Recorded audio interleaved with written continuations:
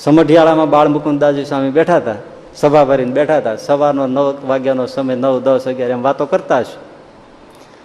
તો વાતો કરતા કરતા કરતા 10:30 જેવું થઈ ગયું, 11:15 થવા માંડ્યા.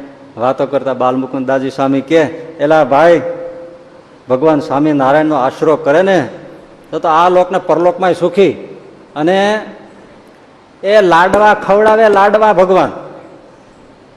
એક જણો તરકટી હતો ને ઊભો થયો ને એને ખબર હતી કે રસોડામાં જોઈ આવ્યો હતો, ત્યાં રોટલા ને અડદની દાળ જ હતી.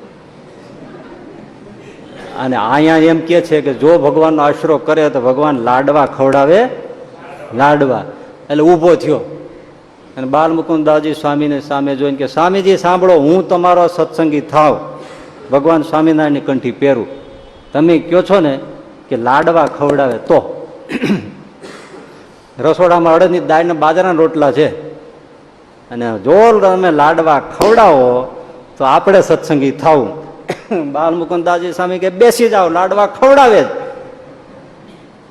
અને એ હજી બેસે ત્યાં બાજુમાં રૂગનાથપુર ગામ છે, ત્યાંથી અરજણ બાપા એક સાથે બ્રાહ્મણ, એની સાથે મોતિયા લાડુ અને ઝીણી સેવના 2 મોટા ટોપલા ભરીને આવ્યા.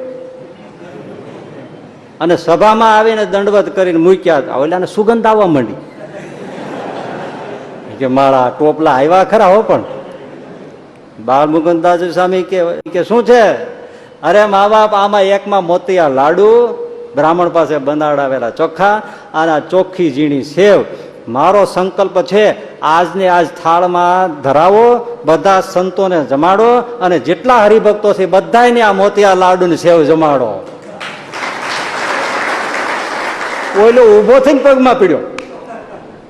એ કે, સ્વામીજી સાવ સાચી વાત છે, લ્યો બાંધો કંઠી.